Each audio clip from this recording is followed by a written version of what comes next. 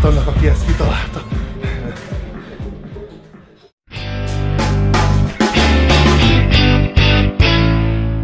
We'll see. Yeah. No, I'm happy to help. That's amazing. Thank you very much. So the thing is, just a few words really, because I don't want to waste your time. The thing is that I started this channel about, I don't know, 6-7 months ago, because, you know, we were sitting at home, we had the freaking quarantine here, and gyms were shut down, and as a PT, I couldn't work, you know, from the gym. So I thought, well, I've got a lot of free time now. Let's try to educate people a little bit more. I've been doing this for 22 years, but I would say 80% of that time, I was really into bro science. Yeah. Yeah, of course, like, you know, like technically everyone else from Europe. And when I moved here 10 years ago, I started studying. I mean, really studying. Real education, real studies, you know, and I realized that, well, first of all, I was wrong for a good 17 years. And the second, that everyone is wrong, really, in Hungary, because the thing is, real research, real science is just not available because it's all written in English. And, you know the company Sci-Tech Nutrition? Yeah. I used to work for them. And they basically rule the whole Hungary. You know, they are the biggest company. They have the biggest website, and everything they put out, that's the truth. Yeah. Of course. And basically they, you know, Sci-Tech Nutrition as a company, they consider to be the source of the information. And because we're talking about the supplement company, obviously they never going to tell you the 100% correct truth, because although they are, you know, although they have the best intention to educate people, but of course the marketing and the money is still behind that. So I think that's one of the biggest reasons. And the other is people honestly think that the better you look, the more you know. Ask anyone, that's what they're going to say. The bigger you are, the more you know. And that's not the case again. And when I moved here, you know, I started thinking about getting a qualification, a UK qualification. And that's how I got to know Simon. I finished a few courses with him, and he opened my eyes, you know, basically. So I got into research more and more. And of course, I started following the right people rather than pro bodybuilders. I started following Broderick Chavez, Lane Norton, Mike Israta, so people who really know stuff, you know, rather than just pro bodybuilders. And that's the whole purpose of the channel, that because I think the real information is just basically not available in Hungary. So I thought, let's just create a channel and talk about this stuff to Hungarian people. And that's what I'm at right now. So I already done an international, I would say, an international podcast with Broderick, and with him we covered basic nutrition, because obviously I started the channel from scratch. So we can't talk about PEDs before we talk about macros, because people still believe that, you know, carbs makes you fat, fat makes you fat, and all that. You can gain fat in calorie deficit, all these crazy shit. I just see no point talking about PED when people don't know even how the carb works. But now that's covered. So that's all covered. And I thought we could actually do the next step with you and maybe talk, you know, about PEDs and side effects and supplements a little bit more. Yeah. So what I thought for today is, first of all, how much time do you have? I've nothing. I've no meetings this morning, so we've got whatever, an hour and a half. You know, you don't want to go on too long that you lose people, but I've got no time limit that I need to shoot off. Yes.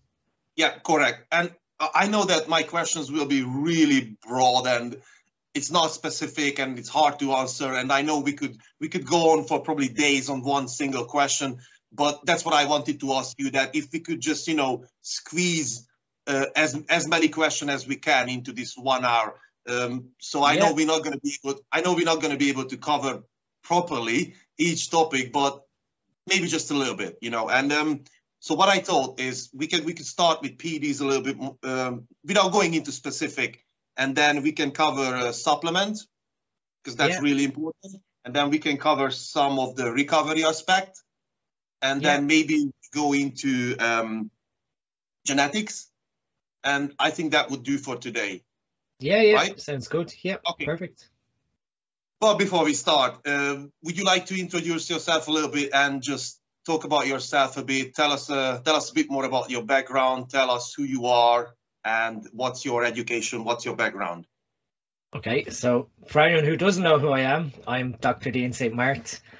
My background is in drug development and pharmacology, and I then went and done a PhD in synthetic organic chemistry. So I guess people have come to know who I am from my application of functional medicine to bodybuilding to try and educate the safer use of performance enhancing drugs.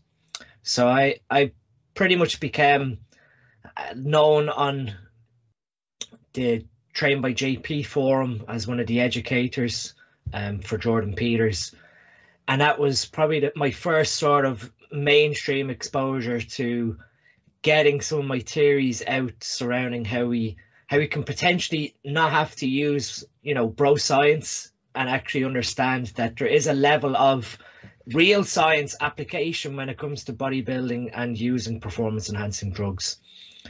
So for me personally, seeing some of the things that was being advised on a lot of the bodybuilding forums online just didn't really make sense when we sat back and actually applied real life pharmacology. For example, dosing drugs on a milligram per kilogram level of, take X because you weigh X doesn't really make sense from a pharmacology perspective on how we understand how when we take drugs, how they interact in your body and how they leave your body then when they're metabolized. So I tried to make things as simple as possible for guys to understand that if we can understand the root cause of why you may get sick or develop disease when you're using performance enhancing drugs, well, by having that understanding of the root cause, what strategy can you put in place in order to offset that disease from happening? And that can be anywhere from cardiovascular disease to kidney damage and kidney disease, or even hepatic damage or damage in your liver. So by understanding what potentially performance enhancing drugs might do in the body, we can then understand the root cause and then put a strategy in place. So I started to educate guys that you don't necessarily have to follow, the gospel of what's being told to you online. If we understand why these drugs were developed in the first place, and how we might take advantage of those drugs from a cosmetic and performance enhancing aspect, then we can do things a little more intelligently. Right, cool. As I mentioned you before the video that I already had one show with Roderick Chavez, and actually he's really big on milligram per kilogram, the dosing. And with him, we could cover what's the difference between steroids and anabolic steroids. So that's pretty much clear to everyone at this point right now, I hope so. But with you, we could cover a bit more commonly used terms in bodybuilding. And if we could start with the first one, what is PCT? Because people always talk about PCT, but very few know actually what it is, how does it use, what's the purpose of that. So basically, if we could cover what is PCT and what it's used for. Yeah, so PCT is post-cycle therapy. It's the phase following the use of performance-enhancing drugs where we allow the drugs to clear from the body and try and restore normal physiological function. So in males, you have your hypothalamic pituitary testicular axis, the HPTA, and that is the system that produces testosterone in a male's body. It starts off with the hypothalamus making a stimulating hormone known as gonadotropin releasing hormone, and that goes to the pituitary and stimulates branches of neurons to produce the two male fertility hormones, luteinizing hormone LH and follicle stimulating hormone FSH. Those two hormones, then once they leave the pituitary, go down to the testicle and stimulate two distinct types of cells. So we have the Leydig cells and we have the Sertoli cells. The Leydig cells are what create testosterone, so they perform steroidogenesis. LH stimulates the Leydig cells to produce testosterone from the Leydig cells, and FSH goes to the Sertoli cells and stimulates the maturation of germ sperm cells. So both have independent actions of one another, but are, I guess, intimately linked. So without testosterone production in the testicle, it would be very difficult to have any appreciable level of sperm being produced. So we do need a small amount of testosterone being made in the testicle to support sperm's maturation. So when we take exogenous steroids or exogenous hormones, that HPTA cycle gets shut down.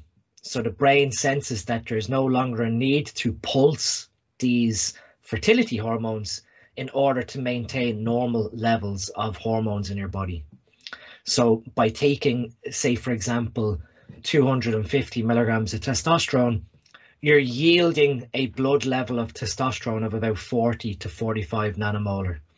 So that's, in most instances, say the average male produces anywhere from 8 to 30 nanomolar of testosterone. You're now outside that physiological range, and more than likely outside your own physiological range. And that has negative consequences then, because the hypothalamus senses this high level of testosterone. And because of injecting these ester forms of testosterone into the body, they have a slower rate of release. So the hypothalamus then senses that there's elevated levels of hormones continuously in the body, and therefore does not need to make any form of stimulating fertility hormones. How you approach PCT then is the most obvious way from a pharmacology perspective would be just allow the drug level to clear from the body. So if you administered a certain dose of testosterone and it yields a test level of 45 nanomolar, depending on how that ester is cleaved and leaves your body, you'd then obey the half-life of that molecule to assess how long you need to wait in order to determine, do you need to even implement any form of drug therapy to help your own testosterone production. So this was sort of where I became well known online, trying to get guys to see the sense that forums would be suggesting that you start PCT after 2 weeks, regardless of what you took. And it was just plain bonkers when you understood the drug therapies that was involved between HCG, which is human chorionic gonadotropin, and then following with a period of SERMs, which are selective estrogen receptor modulators like Clomid, Clomiphene, and tamoxifen or Novadex. By understanding what these drugs do, you can then understand you actually even need to use them for a PCT.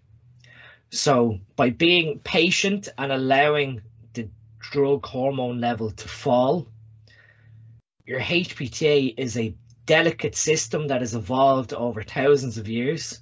So its job is to produce fertility hormone in order to make testosterone.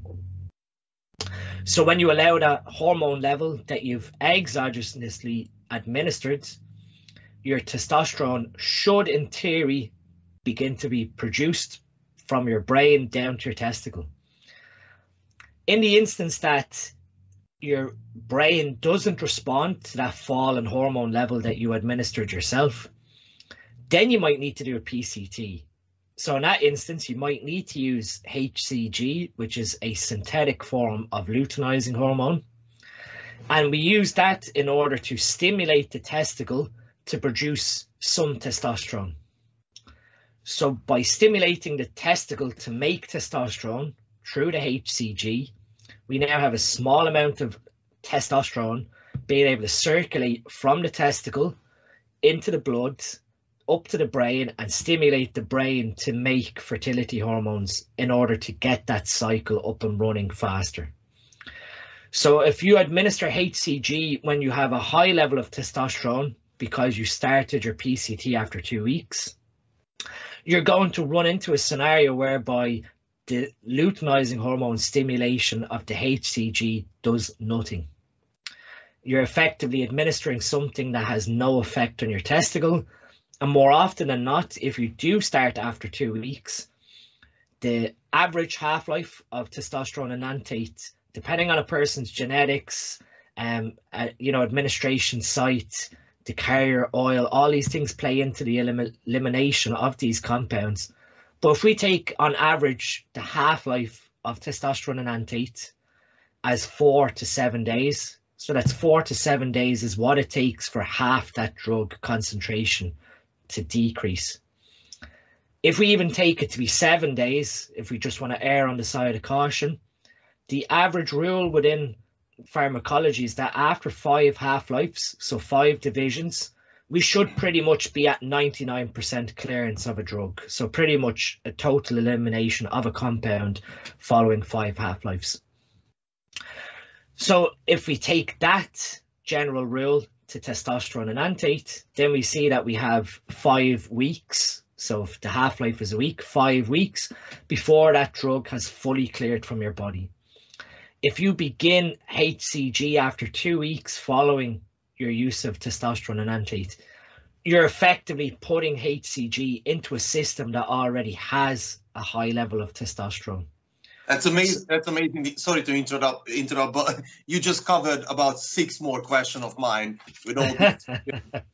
That's what people does. First of all, I don't think that anyone knew that shutting down your testosterone production does not really depend on the dosage. So as you said, one single shot, 250 test can actually shut you down completely.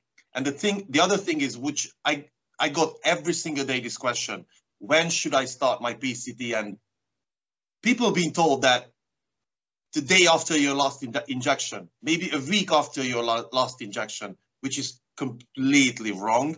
But you just covered that. That's amazing.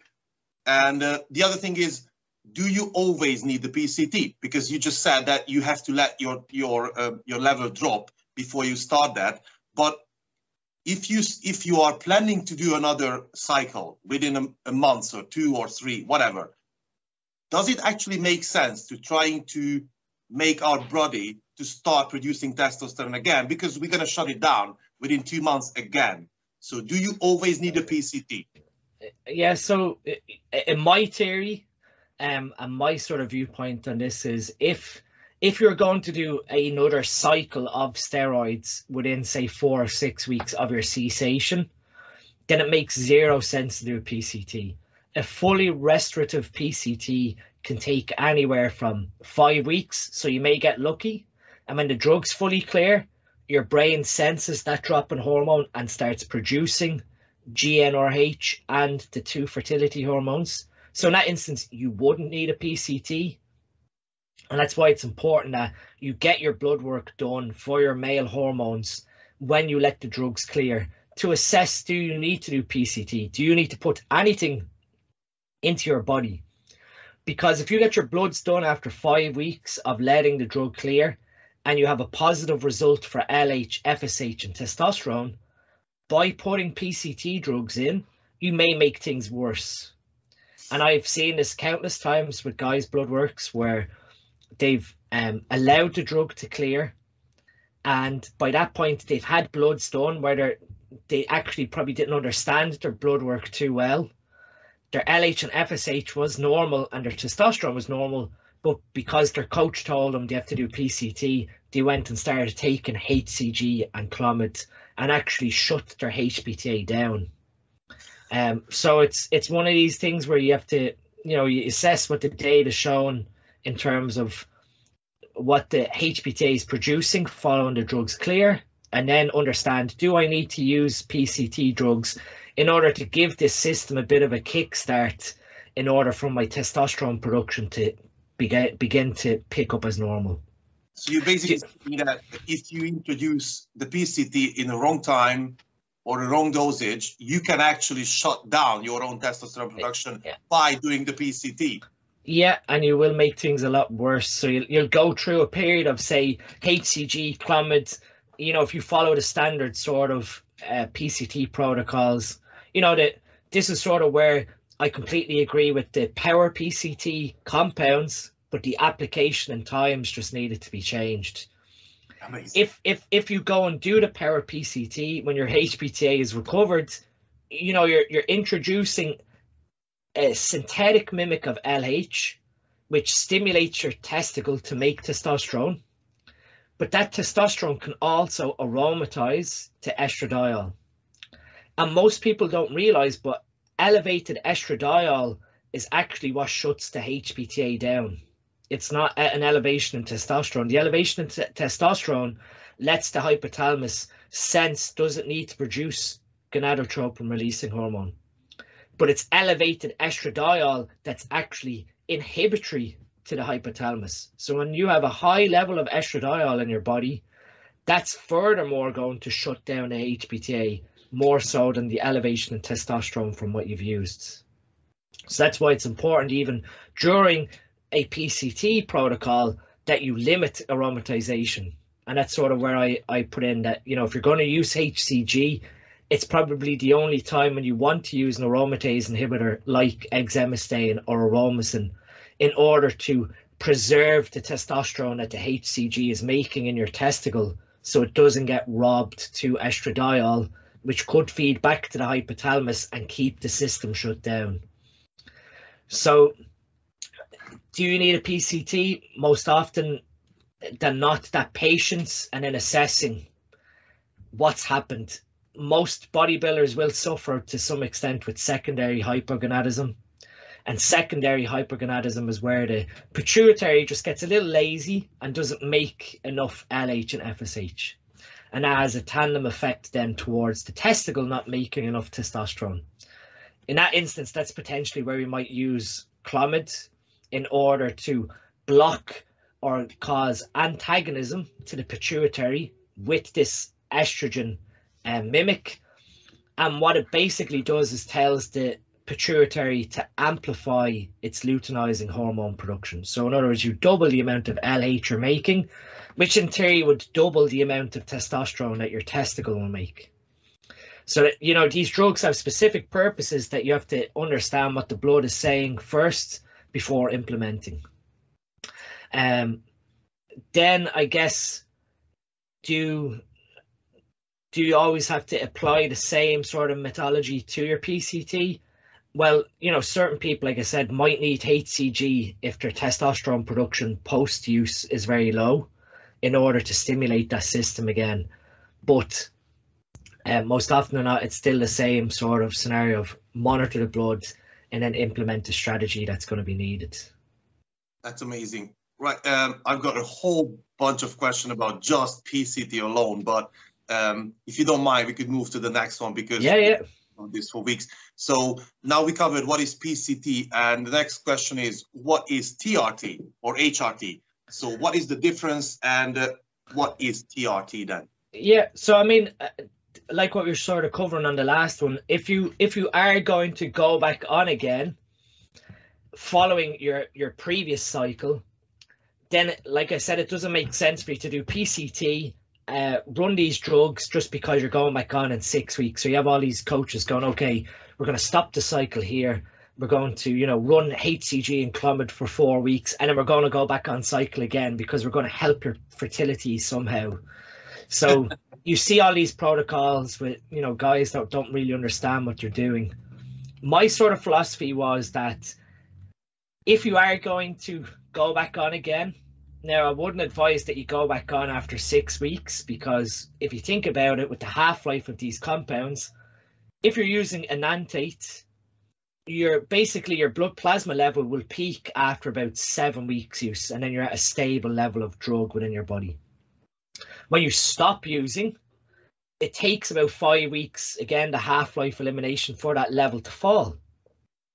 So when you finish your cycle, you've still got about 3/4 weeks where you have an elevated level of hormone to take advantage of. It's not that, you finish your cycle and that's it. Oh, that's the end of my gains. And most guys, guys don't ever apply this, same sort of timeline strategy when they're planning in, cruises, as to speak. They effectively realize that, oh, I finished my cycle, so now all of a sudden I'm back to this low level when I have my drugs, whatever they're going to do in terms of their strategy. My view here is you'd be better served using TRT, which is testosterone replacement therapy, and mimic what your own body produces physiologically. So in other words, if your body produces 20 nanomolar of testosterone, then choose a dose of testosterone that will yield that same level, but it's being administered exogenously as opposed to your body producing it. So when you use testosterone as a performance enhancing drug, or for testosterone replacement therapy, it's bioidentical to what your body makes. So the only thing we've done is we've manipulated the hormone with an ester in order to sustain its release into the system. The reason for that is testosterone has a half-life of about 90 minutes in your body. So when your testicle makes it, it only survives in your body for about 6 hours at most, if you look at sort of how the half-life decreases. So in that sort of regard, that's why your body's constantly pulsing the fertility hormone in order to get the testicle making continuous amounts of testosterone. And that's sort of why you can't take testosterone as an oral tablet, because again, you'd be taking a tablet nearly every 2.5 hours in order to try and sustain your level. So when we synthetically modified the testosterone molecule with enanthate, cypionate, propionate, it was just to delay how the drug releases into the system. So again, the patient compliance of taking the drug is increased because they're either taking, an injection every second day, every third day, every fourth day, and it makes things a little more bearable for someone who has to take this as a drug therapy as opposed to, performance enhancing. Now, if you are going to go that route where you're going to go back on again, choosing to take TRT to mimic your own body's physiological production makes a lot more sense, because your body's health baseline will recover back to pretty much how it was had you done a PCT. So in other words, yielding a testosterone level of 20 nanomolar from an injection is the exact same as your testicle making it itself. The only difference is obviously that HPTA is going to be still shut down if you're using exogenous testosterone, which the main impact is going to be to your fertility. So your FSH and LH is going to be shut down. But if you can, I guess, accept that responsible risk that your fertility is going to be impacted, the health baseline you will regain, it will be the exact same had you come off and done PCT. All you're sort of mitigating here is when you do PCT or drug clearance, there can be a period of time whereby you will drop to almost a zero hormone production, which can bring on metabolic damage and metabolic dysfunction. So you might see the development of high levels of triglycerides in the blood, which can be damaging to the liver. Your blood glucose metabolism can be affected. So you have potentially a higher rate of adipose gain because of our liver is not making sufficient amounts of lipoprotein lipase. So all these sort of metabolic factors get skewed when you have no testosterone in your body. And that's sort of, again, another risk that comes with doing a PCT, because your body adapts to having a higher level of hormone. And this more so is more applicable probably to someone who's continuously using all the time and then decides to do PCT. They may actually run into more health issues with the PCT than using TRT. And that's sort of, again, another big risk that guys fail to understand, that if you manipulate your testosterone production for so long, your metabolic efficiency and your metabolism, obviously we sort of I guess people might have a broad understanding that if you're intelligent with your nutrition and you're meticulous, you can increase your metabolic rate in terms of how much food you can eat for your body weight. And that's sort of a stepwise production over time, whereby, you know, your maintenance calories might have been 3,000 calories at one point, and now you've slowly built it up to maybe be 3,500 or 3,600. So you're able to eat more calories but maintain your normal body weight. And that's again got to do with metabolic efficiency. That metabolic efficiency adapts to your hormone level as well, because of what testosterone does in your body towards helping with your glucose metabolism and helping with how you digest fats also. So when you go from this perfect testosterone level that your body's acclimatized to from years of use to basically what your body makes naturally, that metabolic efficiency drops and can actually start to bring in what we call metabolic syndrome. And that's sort of where guys don't actually understand that when they go to do PCT or they cease use of hormone following years of use, they've probably dug themselves into a little hole where they're probably going to be better off taking TRT for the rest of their life in order to bring their testosterone level more closely back to a higher physiological set point than where they were taking or making when they're natural. So with TRT, you're effectively trying to mimic what the body's making naturally, but administering it through an injection, a synthetic form of testosterone. That's amazing. Well, you have touched on a subject, and I just want to explore that a little bit more. So let's talk about a fictional bodybuilder who happened to be 270, 37, and happened to be me. So I've been taking a 250 test for quite a while now. I'm talking about half year-ish plus. According to what Broderick says, I'm pretty sure you're familiar with the terms sports TRT. So basically, am I on sports TRT or am I doing a cycle? In my opinion, if I am, what's more important about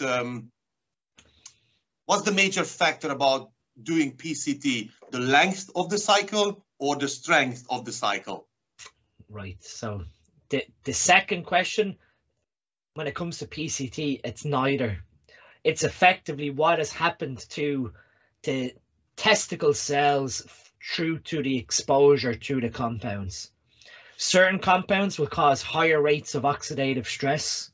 So we know that the likes of the 19-nortestosterones like nandrolone and trenbolone cause elevated amounts of oxidative stress in the body when they bind to the androgen receptor inside our cells. If that binding occurs within our testicle cells, because again, we have to remember that androgen receptors are everywhere in the body. And probably we should have said to start, androgen receptors are the target for where these testosterone or anabolic steroid molecules bind to in your cells. If we have that docking to androgen receptors within our testicle cells, and they generate localized reactive oxygen species production, so we make these radicals. If you don't have a system of antioxidants in place to quench that reaction, you're going to irreversibly damage these cells in your testicle. That damage, your Leydig cells and Sertoli cells don't have stem cells. So when they get damaged, that's it. Those cells are irreversibly damaged. And that's sort of where you might see primary hypergonadism, whereby that Leydig cell gets completely damaged that it can't make testosterone anymore. So you effectively can't ever make testosterone. Or you might have damage to the Sertoli cells. So those germ cells that would mature into sperm are damaged irreversibly also. So when it comes to PCT, given someone like a success criteria of, is this PCT going to be successful or not? It's really got nothing to do with the time length you've been on, because I've done PCT guidance with pro bodybuilders who have wanted to retire and not use stuff anymore. But again, these guys who have been effectively been on for so long throughout their career have ultimately had to go back to TRT because of we start to see this metabolic syndrome start to play because of how efficient their body became with exposure to the compound. But we also have to understand then that perhaps the compounds that were used might have induced local inflammation and oxidative stress, but you can't predict, you know, the level of damage that's gone on without potentially going and get, say, an ultrasound done on your testicle to see what damage has happened in the testicle. If you get an ultrasound done and we see deformity of the Leydig cells and the Sertoli cells, well, then we can sort of say, okay, this PCT might not go to plan. Or if it's in the goal of fertility, the sperm production may never, you know, it may never recover because of there's so many Sertoli cells that become dysfunctional. In terms of someone who's using 250 milligrams of testosterone, and how I view it is, let's say, for example, your natural testosterone production is 10 nanomolar before you ever went near testosterone. And 250 milligrams of testosterone, we know from the literature, yields a test level of about 45 nanomolar. So now you're per day. So now you're sitting at 4.5 times your natural production. So, you know, if we apply that logic for someone who's naturally at 30 nanomolar, does that mean then that they should be sitting at 120 nanomolar for an athletic TRT? Because again, it's the blood plasma level that we're interested in as opposed to the actual concentration of the drug. It's the drug plasma level that we're tracking in order to see an increase in, obviously, the desired effects.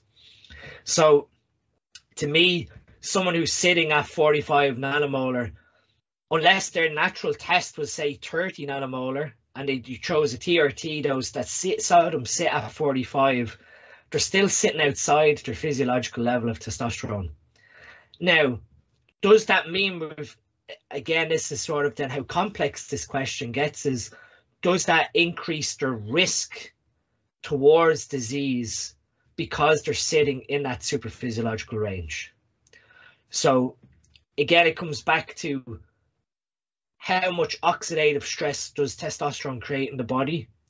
And we know, you know, I'm not going to say little, but a lot less compared to the synthetic anabolic steroids in terms of when they dock to the androgen receptor. So by having a elevated testosterone level, say of 45 when your normal level is 10, probably the biggest risk to you in that instance would be you'd have higher levels of hepatic lipase being suppressed.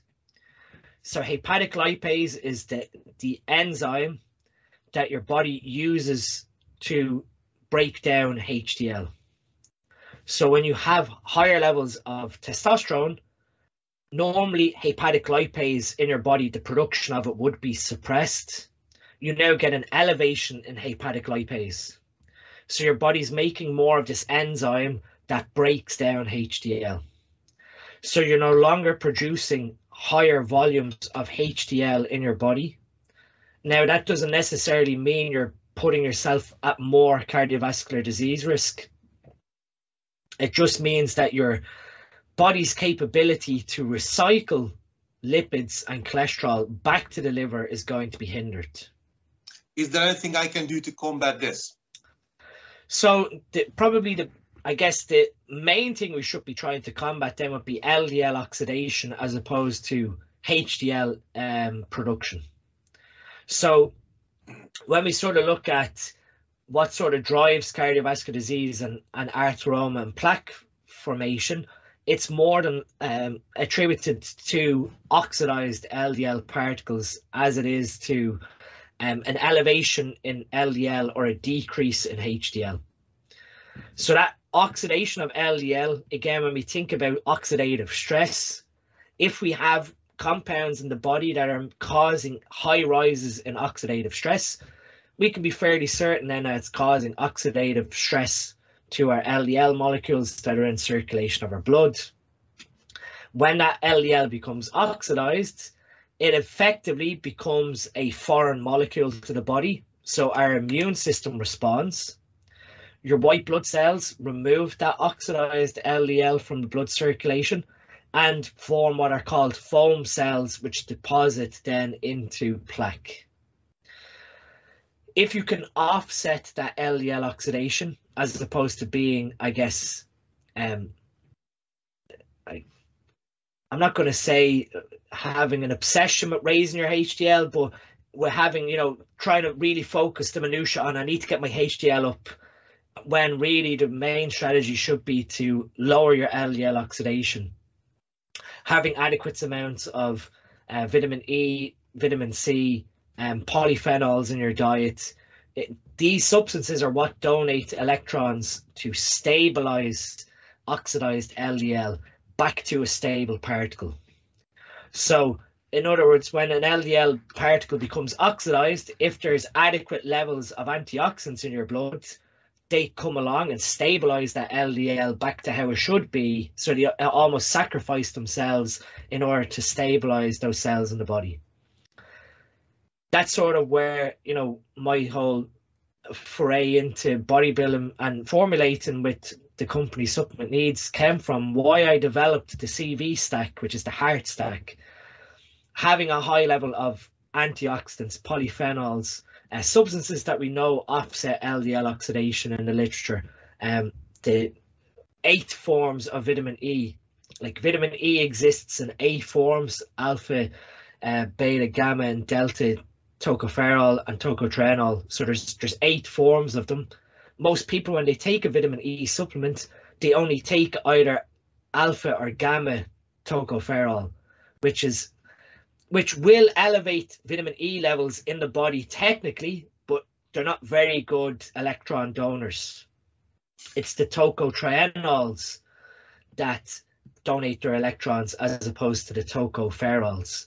So if you're using vitamin E as a supplement, I'd advise, look for something that has all 8 forms between the tocopherols and the tocotrienols. And that's one of the main trademarked ingredients that I put in the CV stack is Evenol, which is a trademark form of vitamin E, which has all 8 forms of tocopherol and tocotrienol. That's sort of your key master antioxidant when it comes to offsetting oxidative stress within your arteries.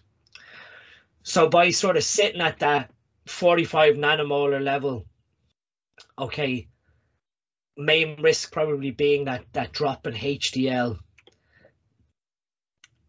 potentially elevation of blood pressure that might cause a small bit of arterial damage that will probably feed more so into the kidneys than anything else. So we don't I actually have genetically really low blood pressure. I'm sitting here at 270, probably 275. My blood pressure is not even 110 over 70, not even close. So that's thanks for God, that's not an issue. Yeah, and I mean that's sort of where when you sort of see this sort of I guess you have to view things in terms of what that athlete is willing to do. So whilst we have this sort of terms towards athletic TRT, which is sort of dosed at 3 milligrams per kilogram, which ideally someone who's sort of 100 kilograms is on 300 milligrams a test. At your weight, you're at is probably significantly less sort of dosage in terms of milligram per kilogram. But how I sort of view it, like I said, is you go back to the serum level of testosterone, and that's what's more important. And that serum-free testosterone is what's more important, as opposed to a milligram dose based on your body weight. Because effectively, what you're really searching for here is not exactly to have a very high total testosterone number. You're looking for adequate free testosterone, which is the amount that is free to interact with your cells. And in a normal male, that only accounts for about 1 to 2% of your testosterone is actually free.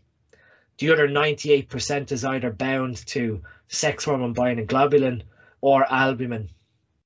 And what we try and do is we can try and manipulate our body's physiology to release more of this testosterone from the bound proteins to unbound or free, so that in theory we see an increase in performance not because we've increased the total amount, but we've increased the amount that's free to interact with our cells. And that's sort of what we want when we take very high dosages.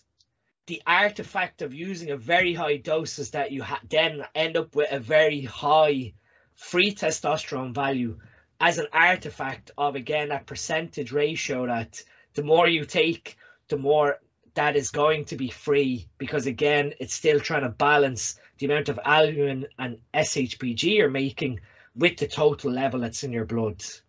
So basically you're saying that your dosage should be based on your blood work rather than on your body weight. Yeah, I mean, well, when you think about it, that's what we're ultimately looking for, is that serum level of testosterone that's circulating in the blood. And why it probably makes sense that if you're not doing a cycle, yes, you're going to see a level of performance enhancement drop, but you're better off probably taking a level of testosterone that sees you sit in that physiological range. So it sees you sit at maybe 20 to 25 nanomolar. Again, if you apply this sort of logic to someone who has naturally a testosterone level of 8 nanomolar, when they sit at TRT of 25, they're already tripled their natural testosterone level. So you start to see how this gets very, very skewed. But why, again, someone who goes from an 8 nanomolar test level to 25 TRT can still suffer negative consequences towards their body's metabolism, because again, their body becomes more efficient at utilizing that testosterone level. And potentially, you know, their long-term use then of TRT, if they ever did come off, we could potentially see then that their metabolism will never recover to the point of where it was when they were sitting at 8 before they touched anything. So the blood plasma level, in my opinion, is what's more important. And I've had people try to argue this point to me when I've spoken about milligrams per kilogram, and effectively trying to tell me that, let's say your natural test level was 20 and you used your first cycle that sees you sort of sit at 300 milligrams. So your level sort of goes up to, say, 60. So you've now tripled your test level from 20 to 60. And I don't know, like, what these people were speaking about, but they were trying to tell me that they seen, you know, no increase in terms of performance or muscle mass gain when they've effectively tripled the amount of testosterone that's in their body. That's so, you know, that's what I've been saying. I only take 250, which is, after 22 years of working out, that's really nothing. And actually, I've never gone beyond that in 22 years. I gained 45 pounds in 6 months, only taking 250. So if someone says 250 does nothing, I don't know. I think your diet or your training sucks in that case. Because exactly. There's no way. It's no way. And that's sort of where, you know, with people who often, you know, even consult with me on what their sort of first cycle should be. My opinion on the first cycle is you get your bloods done. You see what you're making naturally. You understand that where you sit now is an artifact of your natural test level, your training, your nutrition, and your recovery. If you sort of then take the testosterone part of the equation and you triple your testosterone level from your natural level, so say you sit at even 15, going from 15 to 45, which would be to take 250 testosterone per week, you should expect to see a triple in terms of your performance. Correct. Yeah. Because of you've tripled your test level, your training, so your recovery will increase, so you're able to train more frequently or train a higher intensity, and then your nutrition will increase because you're able to utilize more carbohydrates and oxidize more fat. So, you know, anyone that tries to explain to me that, you know, based on this sort of milligram per kilogram level, that, you know, 3 milligrams per kilogram is sort of where we should be aiming to go with, it doesn't make sense. Because again, for someone my weight now at the moment of, you know, 104 kilos, effectively, you know, athletic TRT of 3 milligrams per kilogram would see me sit at 300 milligrams. And right now, in terms of, you know, my own progressive off season, that's the dose I'm using. So, you know, why would I, well, again, the PED dose is matching the TRT dose, which makes no sense. So, so it comes down to effectively, like I said, the plasma level and understanding, you know, where you sat naturally, where you're taking it to super physiologically with the dose you've chosen.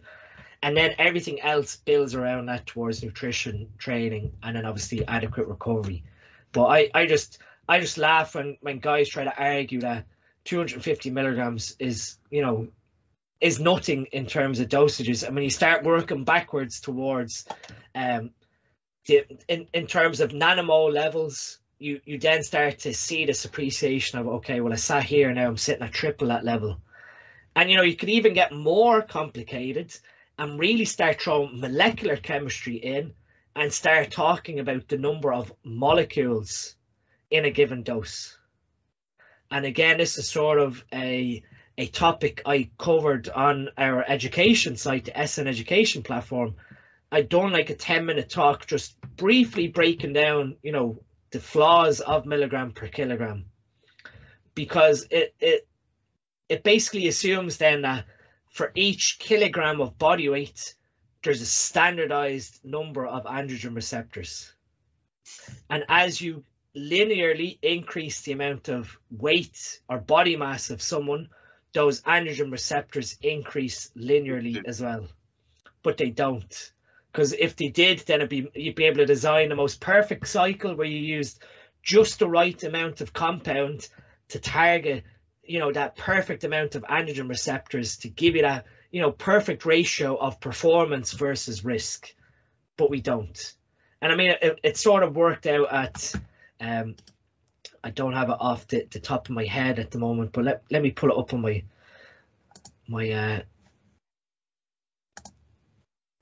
laptop here. I think I can. Is this going to go on YouTube? Yes.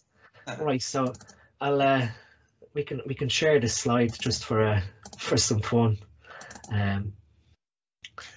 Actually, by the way, you just mentioned one thing, and before I get to my next question, are you still working for GP? No. I left JP in 2019, so I'm full time. I'm the product manager for supplement needs, and then obviously I own SN Education. But effectively, I can share this on the screen now. Yeah, I wanted to ask you about this SN Education later, but I'm just going to do it right now. So basically, you created this SN Education, and if someone wants to learn and know more about, you know, PED usage beside other things, so this is what you do basically. You do consultation. People can contact you, and if they're really interested in using PEDs, let's just say that, you know, they're serious about competing and stuff like that, it's definitely worth it. It's definitely worth to contact you and learn about this. Yeah, I mean, I'm open always for a 30-minute consult, and then SN Education is $7.99 a month. There's at least 16 videos released each month onto the website, and that ranges from nutrition to PEDs, health, training, rehab. Like Simon's one of the educators, so he does a lot of the rehab and training work. So you have access to a team, 7 people who are all basically, in my opinion, experts in their chosen fields. So I think, you know, for $7.99, it works out about £2 a week. We have a forum where you can ask whatever questions you want on the forum, and we're all on that daily to, you know, help share our knowledge. So it's definitely for what it's worth. I basically just got tired of seeing all misinformation, and I guess, like we sort of said about bro science, where we don't see any of this sort of being discussed on a logical term. So I'll share my screen here, and this is sort of from, so we should be able to we should be able to see it. So basically, you know, we can get very technical here, but there's a thing called Avogadro's constant, which means that for 1 mole of a substance, you have 6 by 10 to the 23 molecules. So in other words, that's 602 sextillion, like all those zeros. the molar mass of Anavar is 306 grams per mole. So if you take a standardized dose of Anavar being 50 milligrams, that contains 0.000163 moles. Now, if you work that out in terms of how many molecules, that means you have 98 quintillion 160 quadrillion molecules of Anavar in your body. And then you can do it again for testosterone. The molar mass of testosterone is 288 grams per mole. 125 milligrams of testosterone then has 0.00043 moles, which works out at 260 quintillion molecules of testosterone. Now, like, when you start breaking this down in terms of milligrams per kilogram, this is where the argument just falls apart, because let's say the clinical dose study of Anavar is 20 milligrams in 80 kilogram males. So in other words, that's 38 quintillion 900 quadrillion molecules of Anavar. And again, if you break that down, that's an arbitrary dose of 0.25 milligrams per kilogram. So does that mean that you have 38 quintillion 900 quadrillion androgen receptor targets for effective dosing of an 80 kilo male? And if you effectively exponentially increase that for body weight, then that means that you need 25 milligrams for a 100 kilogram male, which again works out to 48 quintillion 550 quadrillion molecules. So now you can take the difference from the 100 kilo male to the 80 kilo male. So does that mean that you have 9 quintillion 650 quadrillion molecules being the difference between the two guys? And then that would make the assumption then that 1 kilogram of body mass has 482 quadrillion 500 trillion molecules, or androgen receptor targets. But we've that's not the case, isn't it? No, and we've never ever been able to standardize it. So when you see milligram per kilogram being effectively I guess educated on, you really start to see who has the background in chemistry and pharmacology. Nothing wrong with trying to estimate how much we should be using, but from a what we call pharmacodynamics perspective, which is how we study how these drugs interact with the receptor targets, milligram per kilogram dosing in terms of exponentially increasing dosage based on body surface area doesn't work. And there's very few compounds that we would prescribe that have this empirical dosing, is what we'd call it, based on body weight. More often than not, intravenous administered compounds would potentially be administered in terms of body weight, because of we have to view the body as a compartmental model. So we can't just understand that, the body is just one system. When you give an injection into the shoulder, it's not that the injection's in your shoulder and that's it. The body compartmentalizes, it absorbs that compound into the system and then distributes it throughout all the body to the relevant tissues. You might have a localized, interaction in terms of where you've administered that compound into your shoulder. The cells in that area might interact with the hormone first, but it slowly enters into systemic circulation in order to interact with the receptor targets. When you administer something intravenously, the compartmental model sort of becomes a little more skewed because you've gone directly into the blood circulation. So in other words, all tissues of the body are now being affected, as opposed to a compartmental model of an injection into the shoulder. So we might need to dose stuff we administer intravenously on a body surface area perspective, because again, we have to understand that when we administer something intravenously, it's interacting with all the tissue of the body pretty much instantly, and the renal clearance of how we clear it from the kidneys becomes a little higher than something that's being administered in terms of more locally.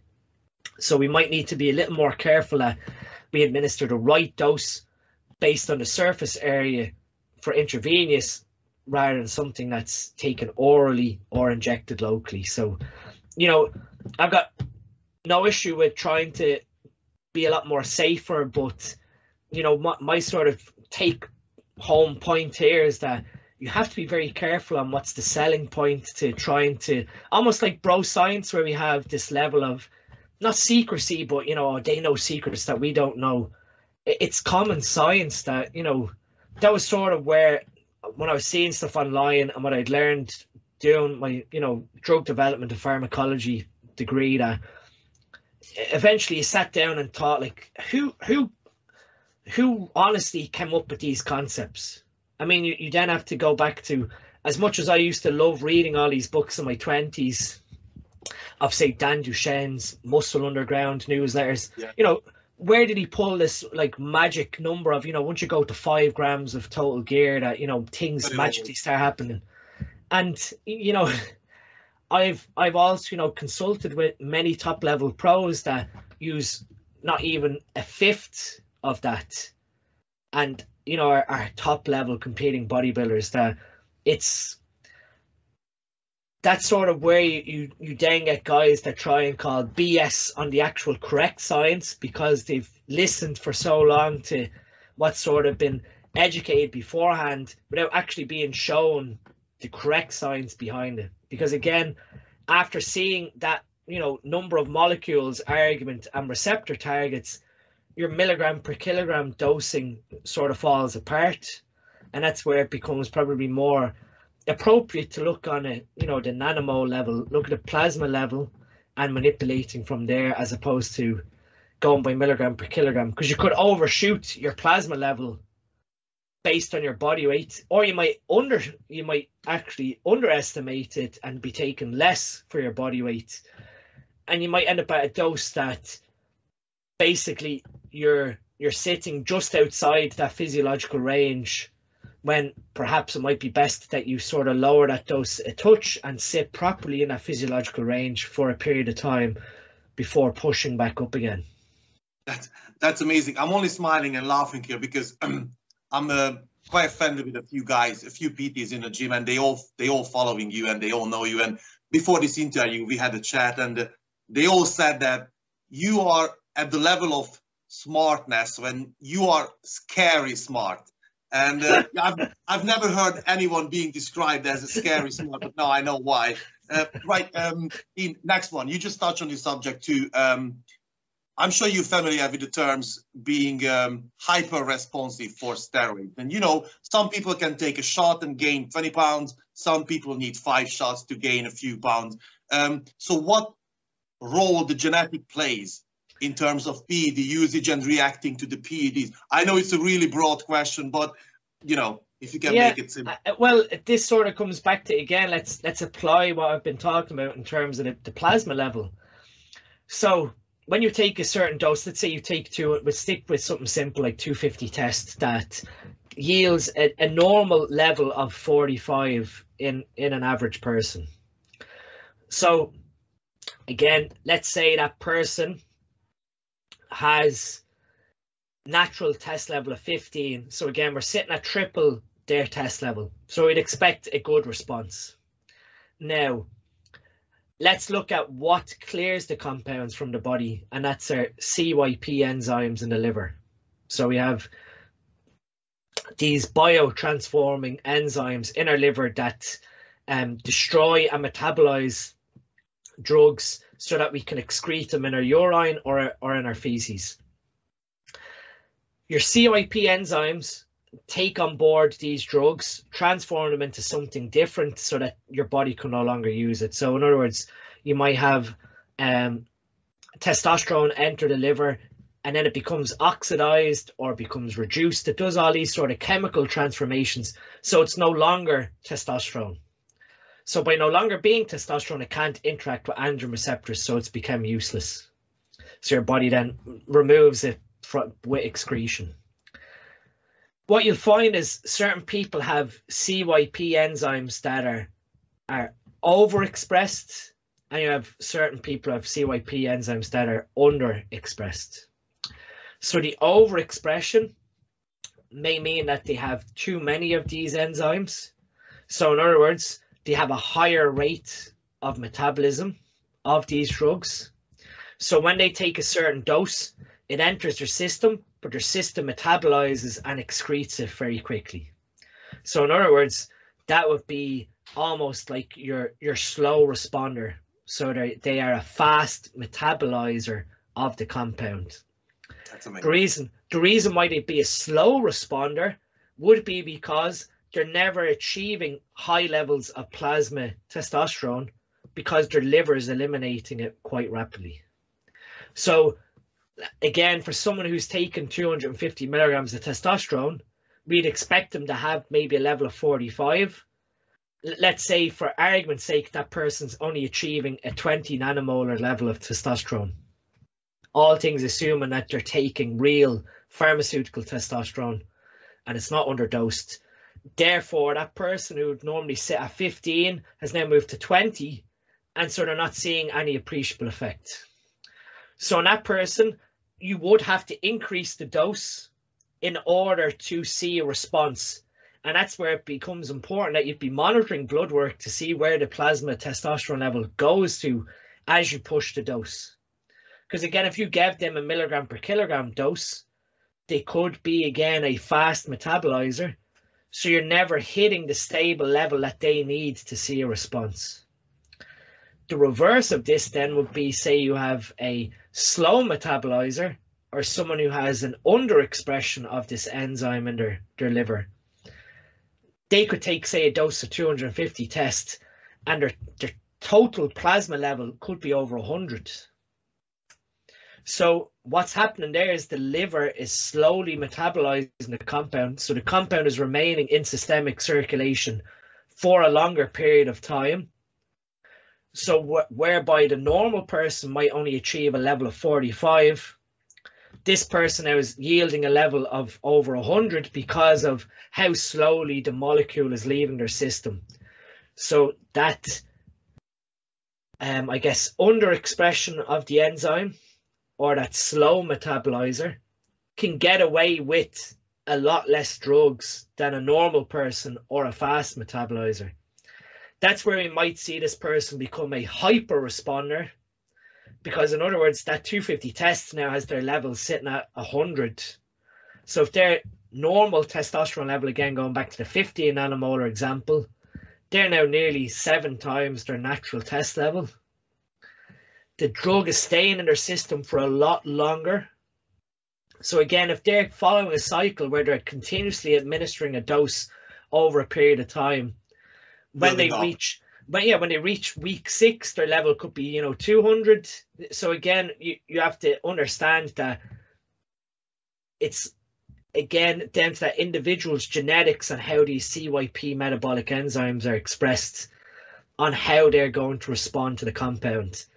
Then obviously the other side of the genetic response would be, again, their expression of androgen receptors within their body. So if they have a higher percentage of androgen receptors being expressed in myofibrillar tissue, so within their actual muscle tissue, as opposed to, let's say, sex organs or androgenic tissue like your skin, hair, nails, etc., well, then that person again is going to be a more favorable response, because the androgen receptor is going to dock into muscle androgen receptors and amplify, genetic expression in order to increase either muscle protein synthesis, elevate nitrogen retention, and limit muscle protein breakdown. So it comes down to, there's a myriad of factors here between the genetic response within the liver and how they metabolize and excrete the compound, and also how that compound is able to interact in the body. The other sort of scenario then as well would be their expression of aromatase genetically. So if they have higher levels of aromatase being expressed genetically, because again, aromatase is a CYP enzyme, and it's expressed all throughout the body, so it has its own gene. If that gene is elevated in individuals, they're going to see higher levels of aromatase expression, which is going to cause higher levels of aromatization, which sees their testosterone level decrease in favor of producing estradiol. So again, you have someone who might not be able to get away with using a lot of aromatizing compound because it gets pushed to estradiol.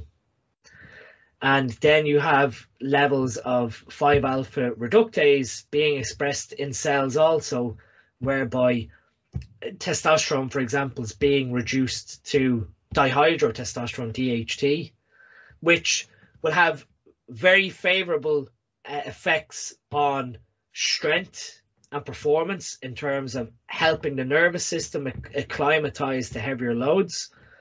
But if that elevation in 5-alpha reductase is expressed in other cells of the body like skin, hair, sex organs, prostate, you might see an increase in local sebum production. You might see an increase in inflammatory markers that again causes hair loss within the scalp. You might see an elevation in squalene oxidation, which effectively lets the acne bacteria proliferate and cause acne. So again, that comes down to genetics surrounding these other supporting enzymes in the body. So you have all these things that compound that, again, to go back to what I was sort of saying, when you do a first cycle approach, you should be looking at either doubling or tripling your natural testosterone level so you can understand your aromatization rate and your 5-alpha reduction rate also, to see what side effects manifest from doing that to your serum level of testosterone. Again, it also lets you see, again, let's say, for example, you're at 15 and the arbitrary dose was 45. By tripling your testosterone level, in theory, if you got your bloods done after 6 weeks of using 250 test and you seen it was either low or sky high, then it lets you understand, going into future cycles, how much do I actually need in order to see an appreciable result. And it comes down to, for the hyper responder or the slow metabolizer, that could actually make things a little more complicated for them, because again, true TRT for someone who is a slow metabolizer could end up being somewhere around 10 to 50 milligrams per week, would see their level fall at 20. And I've seen this personally with quite a bit of blood work where guys are slow metabolizers. I wouldn't say they're hyper responders in terms of the other aspects of their genetics, but they are definitely slow metabolizers whereby they need a lot less compound in their system. So I might not have the genetics for in terms of structure and muscle length and shape and whatever, but I react to drugs very well because I never had to take more than 250. In fact, I actually competed at 220, 230 when I was 20 years old, and I've never taken more than 250, and I never ever taken any other compound. So that means that I actually react to drugs quite well. So in terms of that, I have good genetics. That's yeah. And actually, as you mentioned, side effects, I never ever had any side effects apart of the hair loss, which I lost it when I was like not even 30. But apart of that, never an acne, never any other issue. So that all comes down to enzymes. Yeah, and how the body genetically expresses all these enzymes. Right, cool. Side effects. You just mentioned that.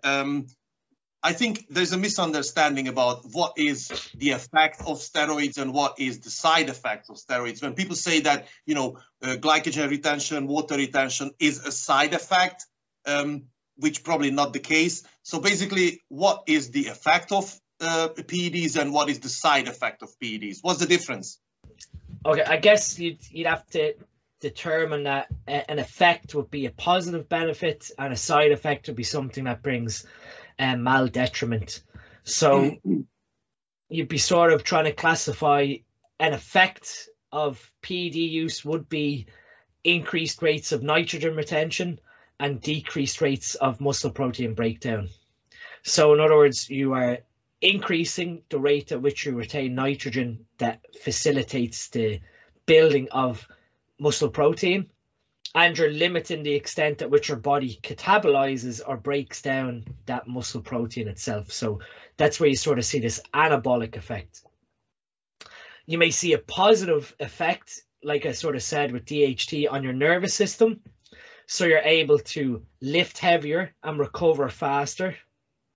So in other words, your frequency of training will increase, again allowing you to progressively overload the musculature to force that adaptation to grow more protein. And I guess another effect would be, like you said, you have higher rates of glucose utilization and glucose oxidation. So your glycogen replenishment and retention rates within your muscle tissue increases, and your fatty acid oxidation within the liver increases also. So your utilization of fatty acids increases, so you maintain a higher level of leanness in the body. So it becomes a little more difficult in order to partition fatty acids into adipose. The side effects then would be probably something that we classify as bringing a negative connotation, or anything that's sort of negative, whereby, let's say, you have higher rates of potentially aromatization that increases estradiol. Estradiol would be a side effect, but it of itself brings its own side effects then, of potentially higher rates of water retention, or what we'd sort of consider mineral corticoid receptor activation. So not only do steroids interact with the androgen receptor, they interact with every steroid receptor in your body also, and they can cause negative or positive effects. So in other words, interacting with the mineral corticoid receptor increases your retention of minerals like sodium, potassium, calcium, magnesium, etc. And interaction with the glucocorticoid receptor blocks the effect of cortisol on that cell. So that's how you're limiting cortisol's muscle protein breakdown effect, is by the steroid molecule blocking that glucocorticoid receptor and stopping cortisol from breaking down that cell. So that would be all the sort of the effects, and where I sort of went on a tangent there, the side effects. If estradiol increases this mineral corticoid activation, then you're going to have higher levels of sodium, potassium in your blood. So your blood volume increases, meaning therefore you have a higher amount of fluid that your heart is having to move about the body, and that's where you see the rise in blood pressure. So basically it's not all black and white, because if you think about that, let's just say aggression would be a side effect in case of, if my mom takes them, if my mom has to take steroids because she's, I don't know, kidney transplanted or something, then that's a side effect for her. But actually that's a positive effect for me, or for an MMA fighter. Same as water retention, that's a good positive effect to me, but maybe to someone in a hospital, that's probably not the case. So it's not all black and white, what is effect and what is side effect. Yeah, exactly. And that's sort of, like I'm getting at that. It really comes down to what your definition of, I guess, a side effect, in my opinion, is something that is negative, and an effect is something that's positive. Even the likes of side effects, you can't really even say that a side effect of steroid use would be higher rates of aggression, because again, it goes back to that person's own personality and their own genetic expression of certain enzymes in the body that facilitate neurotransmitters. So if that person has a higher susceptibility to having raised serotonin, then they may become quite aggressive because of that elevation in serotonin. And the same scenario, that they may become a little more risky, or they might have a higher sex drive from the elevation in dopamine. So again, the elevation in dopamine production can be a positive effect, so you have a higher rate of libido, but it can be also a side effect, because post-use, that elevation in libido or dopamine metabolism can have a negative side effect, in that your libido then, when you drop your dose, becomes impacted because your brain is no longer receiving that same level of dopamine in it. So using the sort of term side effect and effect has to be very broadly termed towards what you consider, in my opinion, a positive effect and a negative effect. Right. You just touched on another thing, the neuroscience, and I have 2 pages worth of questions based on that only, but I think the time would be quite tight for that today, so I'm just going to skip that maybe to the next one. But all the question I asked today is basically for the viewers, for the Hungarian people. Now, the last question, because we reached nearly the 1.5 hours today, so the last question will be a treat to me, to myself. So this question is just for myself. I've got ADHD.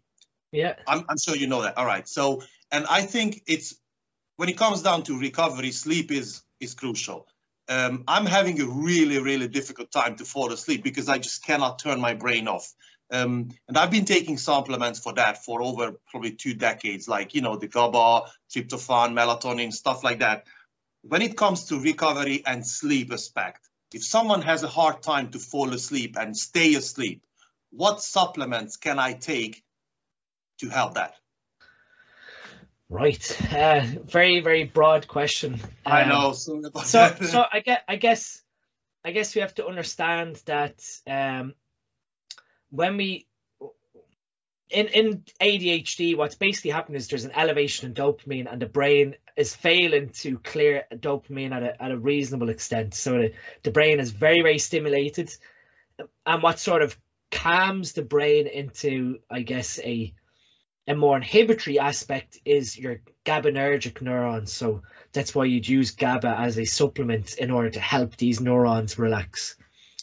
So probably, you know, that's sort of where, when I developed the first supplement with Supplement Needs, was the sleep stack. That's what I asked. That was designed to offset some of the negatives that people's lifestyle can have towards their sleep. So in order to fall asleep, how we sort of understand the sleep mechanisms or the biochemistry is that we need a high level of serotonin within the brain to induce a level of calmness, and that helps to bring sleep onset on. So again, that's sort of where you become drowsy following a high carbohydrate meal because of that elevation in serotonin within the brain.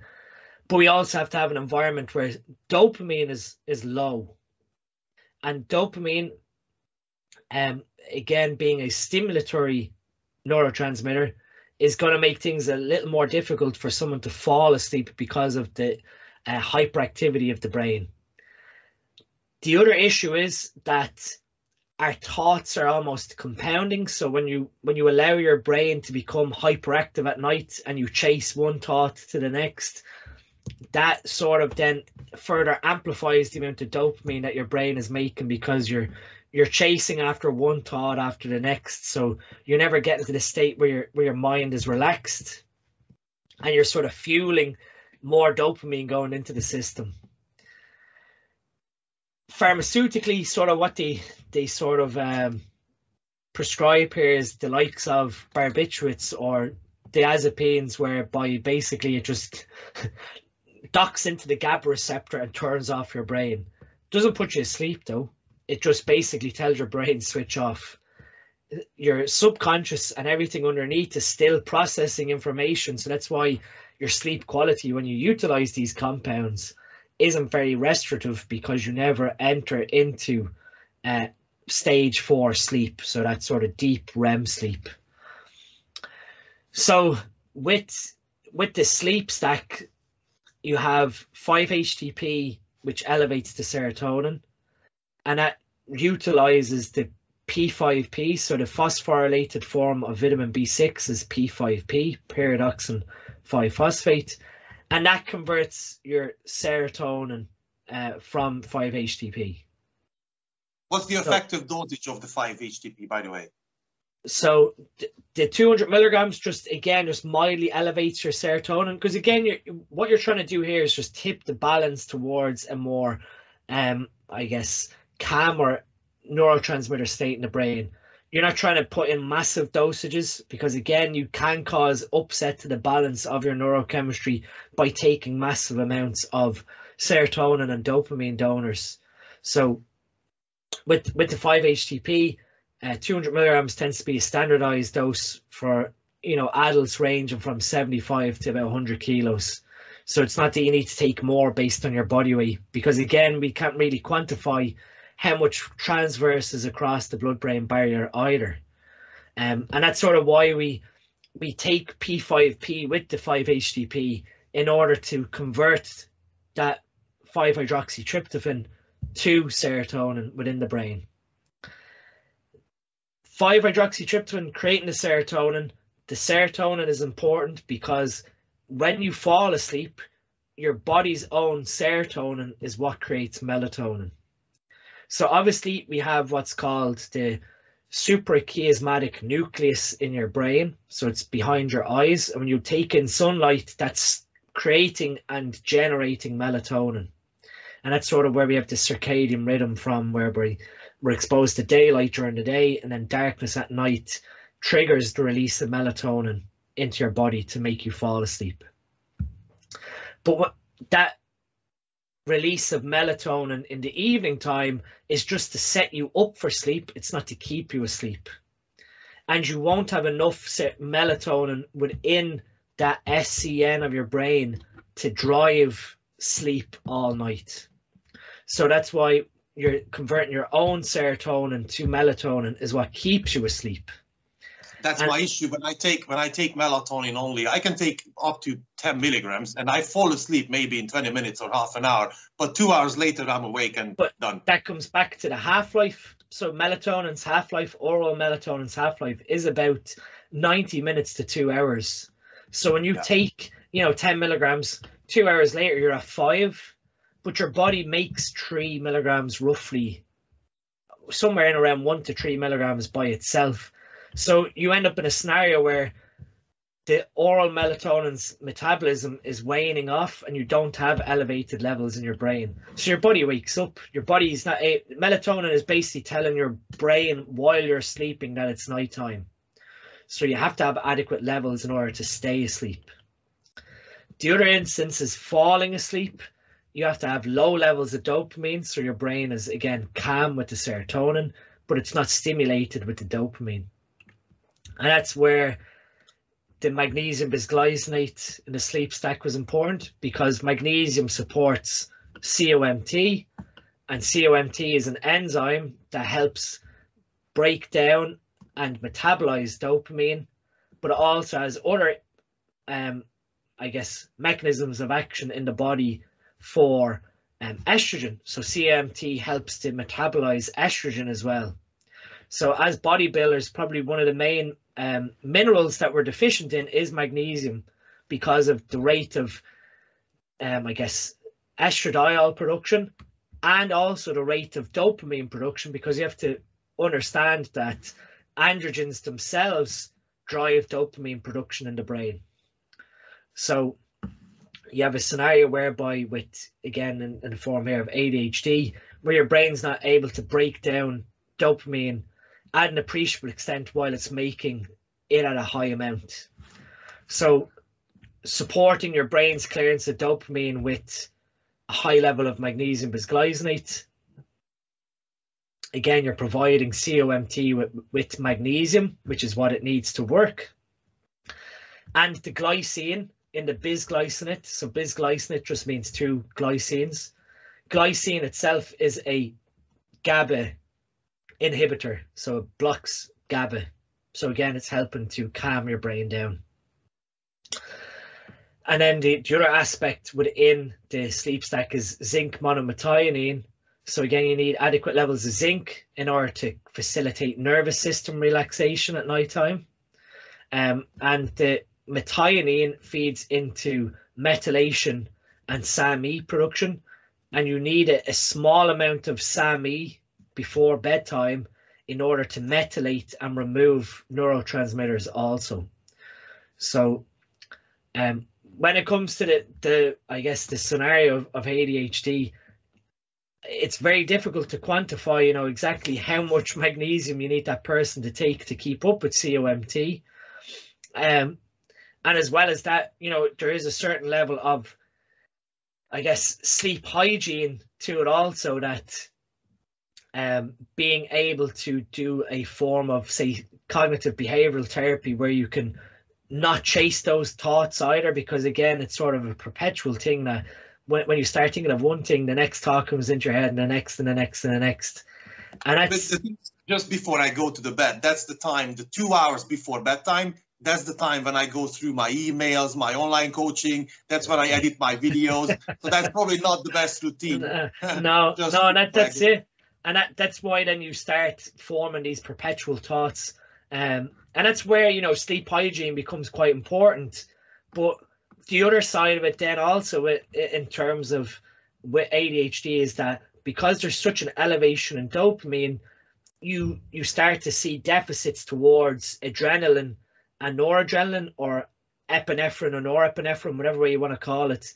And that leads to this sort of, I guess, attention to task detail, whereby you don't have enough epinephrine or adrenaline in order to make you focus on the task at hand, because there's so much dopamine in your brain stimulating thoughts in other directions.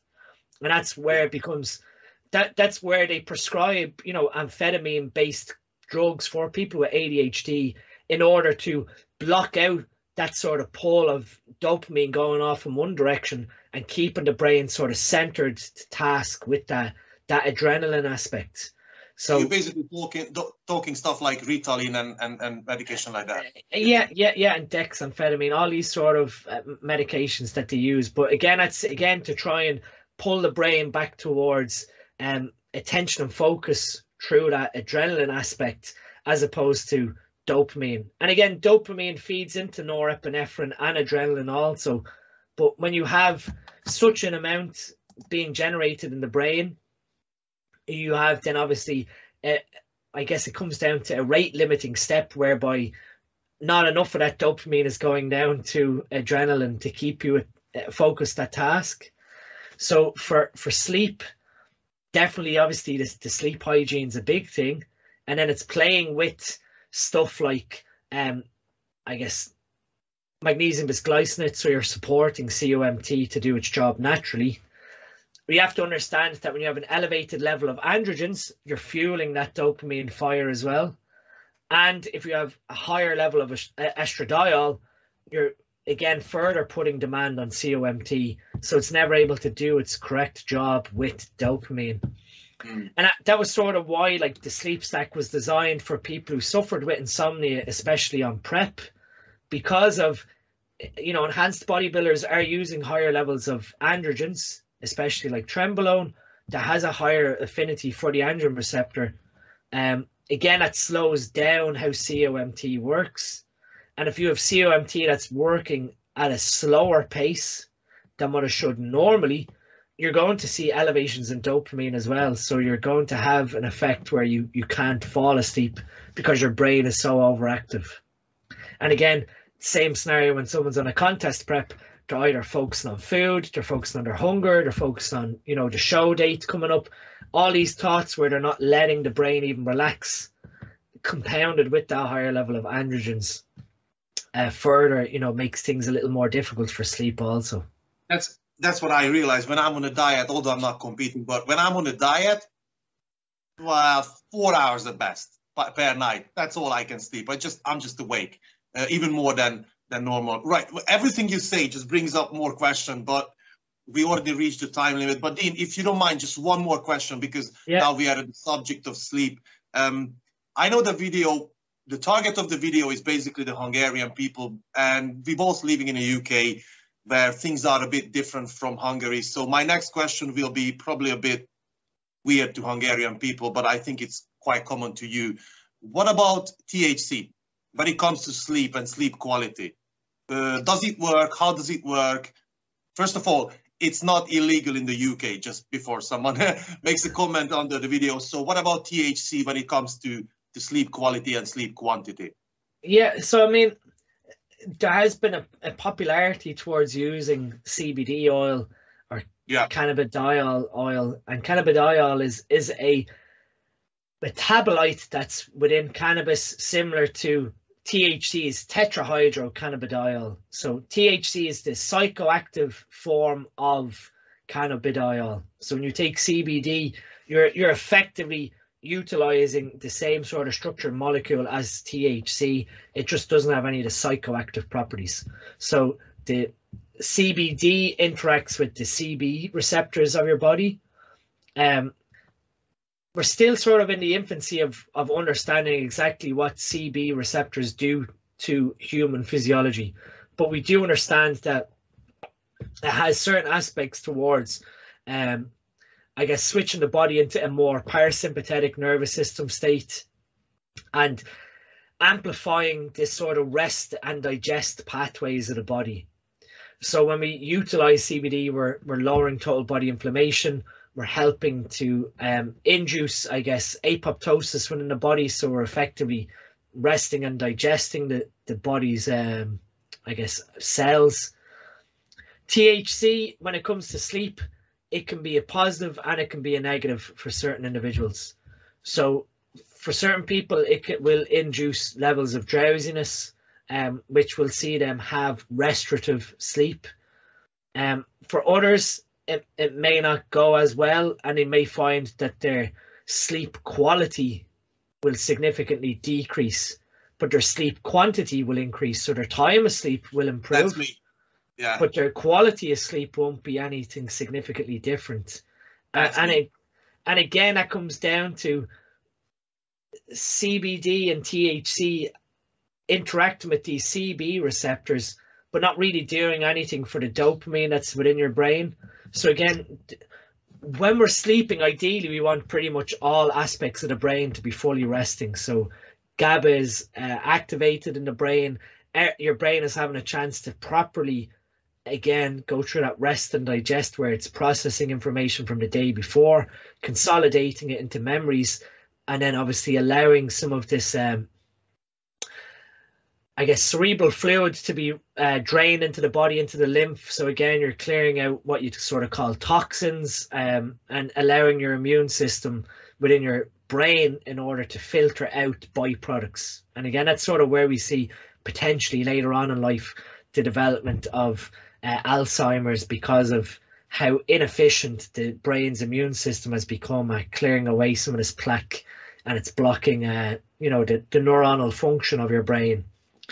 So when you utilize THC for sleep, it might make you drowsy, it might make you fall asleep, but the quality in terms of how your sleep cycles are progressing doesn't really significantly improve, pretty much to the same extent as if you had taken, a barbiturate or a diazepam, where you're just basically acting on one set of receptors in the brain, but completely ignoring the other aspect of neurochemistry, which is the progressing into the sleep phases. So your brain actually moving from alpha to beta to delta brain waves, because again, it's important that your brain works its way through these I guess electromagnetic cycles of where your brain's moving through different frequencies in the middle of the night in order to go through these restorative processes. And if you utilize these compounds, yes, you're getting a certain level of probably beta wave sleep, which is what you sort of see when you're in a very light sleep, but you're never entering into proper delta, which is deep slow wave sleep, where you then progress into REM in the earlier hours of the morning. Then, so it's very complex. You get into all sorts of neurochemistry.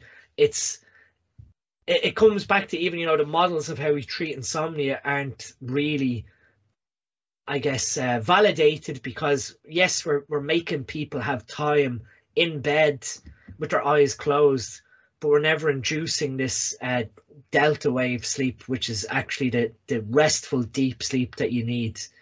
Actually, you just mentioned the diazepam. I take diazepam about 2, maybe 3 times a week, and it just does what you just said, that I fall asleep, yes, but then 1 hour later I'm awake, and even if I stay asleep, I'm gonna have horrible nightmares. I'm awake every hour or every 2 hours.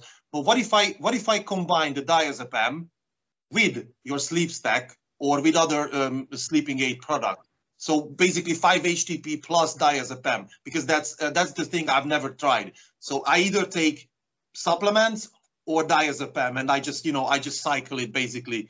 So what if I take the 2 at the same time? Would that help? there won't be no, like, there's no, the only contraindication for like the sleep stack with the 5-HTP is someone who takes an SSRI, so an antidepressant medication like a selective serotonin reuptake inhibitor, because so you mean like Xanax? So for example, Xanax and sleeping aid, that's a no-go. Yeah, I wouldn't anything that's sort of an SSRI that's going to selectively allow your brain to have more serotonin. The reason being is if you put 5-HTP into the system, it might just match what that person needs, or it might actually overshoot, and what that person ends up is what's called serotonin syndrome, and they wake up quite violent because of how serotonin affects aggression in your brain. So it's one of those ones that 5-HTP shouldn't be taken by anyone who's selectively increasing the amount of serotonin in their brain.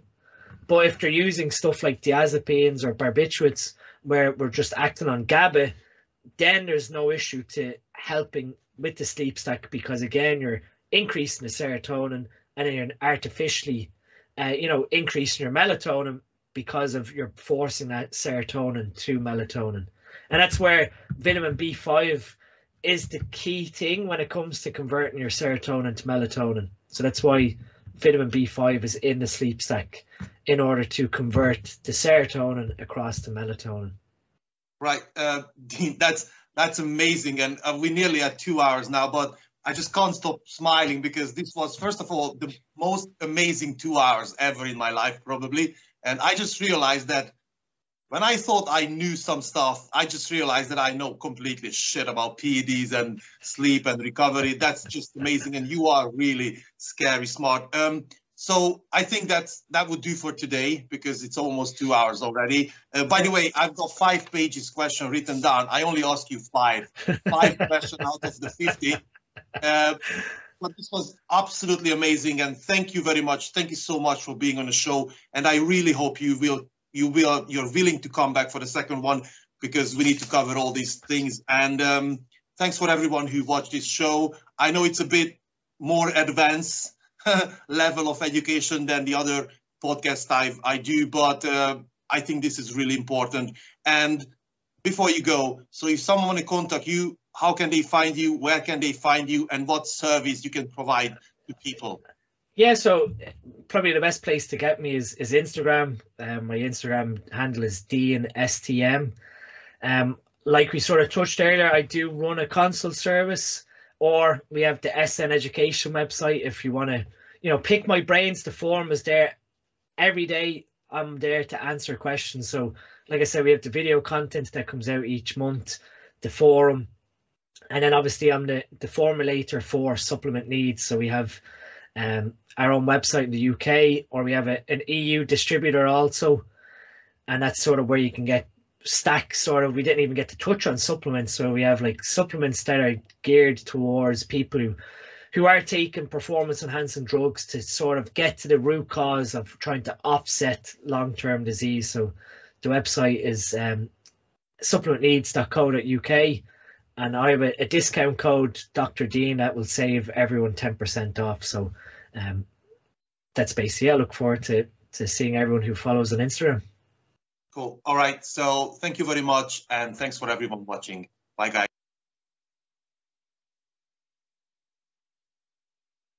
Hogy már unjátok, higgyétek el, hogy én is unom, de én úgy gondolom, hogy egy olyan világban, ahol még mindig léteznek biohacker gurúk, akik nyers húsevést meg szénhidrát nélküli étkezéseket írnak elő, én úgy gondolom, hogy egy ilyen világban igenis szükség van egy olyan kis kötetre, ami összefoglalja a táplálkozástudományi tényeket, összefoglalja a táplálkozástudományi tudásanyagot úgy, hogy az mindenki számára érthető legyen. Én ezt a könyvet tavaly készítettem el, rendkívül nagy siker lett szerencsére, úgyhogy szeretném újra bemutatni nektek ezt a kis könyvet. Az egyetlen dolog, amit most nem hoztam magammal, az a második kötet, ami december 1 óta megvásárolható, ami az edzéstechnikáról, az edzéselméletről szól. Ez a könyv alig 2 hete van forgalomban, még hozzám sem jutottak el ezek a könyvek ide Angliába, úgyhogy fizikális valójukban őket nem tudom nektek bemutatni, de a könyvek ugyanezzel a mérettel, ugyanezzel a 80 oldalas terjedelemmel készülnek el, tehát bárki, aki megvásárolja a második kötetet, azt ugyanúgy fogja megkapni, mint az elsőt, borítékban. Az utalásnak számított 2 napon belül pedig minden könyvet postára adunk, és egy pár mondattal el szeretném mondani, hogy mit tartalmaznak ezek a könyvek. A táplálkozás tudományi könyv, vagy a táplálkozás, sporttáplálkozás alapok könyv a táplálkozás, a sporttáplálkozás alapjait mutatja be nektek, elmondja a makrotápanyagoknak a szerepét, elmondja a kalóriáknak a szerepét, elmondja, hogy hogyan kell összeraknotok egy saját diétát, hogyan kell összeraknotok egy saját tömegnövelést, és hogy milyen alapokhoz érdemes és milyen alapokhoz kell ragaszkodnotok, és ez a könyv megmagyarázza nektek azt is, hogy az összes ilyen extrém diéta miért működik, és miért nem működik hosszú távon. Az edzéstudományi könyv pedig szintén körülbelül 60-70 könyvnek az összefoglalója, tehát nem én leültem és kitaláltam nektek edzéselméleti tényeket, hanem a könyv más kutatók, más szakértők, más professzorok által már kutatott, megírt tényeket fog összefoglalni mindenki számára érthető módon. Az edzéstechnikai könyv nem szól gyakorlatokról, nem szól a gyakorlatok végrehajtásáról, hanem ettől sokkal fontosabb dologról szól. Arról szól, hogy valójában mitől is nő az izom, valójában hogyan is kell összerakni egy edzésprogramot, valójában mi is az az intenzitás, mi is az a volumen, mi is az a mechanikus tenzió, hogyan kell összerakni egy mikrociklust, hogyan kell összerakni egy mezociklust, hogyan kell felépíteni egy tömegnövelő programot, hogyan kell felépíteni egy évet. Tehát én úgy gondolom, hogy ebben a 80 oldalban minden benne van, amit akár kezdőknek, akár haladóknak szükséges tudni, úgyhogy ennyit szerettem volna nektek bemutatni. 2 könyv kapható mostantól, ugyanabban a méretben, ugyanabban a terjedelemben, e-book és nyomtatott verzióban is megvásárolható. A videók alatti linkre küldtök egy e-mailt, kapni fogtok egy választ a fizetési opciókról, a fizetési lehetőségekről. Különféle számlaszámok vannak, magyar, angol, PayPal, stb. Mindenki kiválaszthatja a saját magának szimpatikusabbat, vagy egyszerűbbet, vagy azt, amivel anyagilag jobban jár. Tehát rengeteg opció van, de a lényeg. A videók alatti e-mailre kell küldeni e-mailt azoknak, akik szeretnék ezt a 2 könyvet e-book vagy nyomtatott formában megvásárolni. A megtekintést pedig mindenkinek köszönöm. Sziasztok!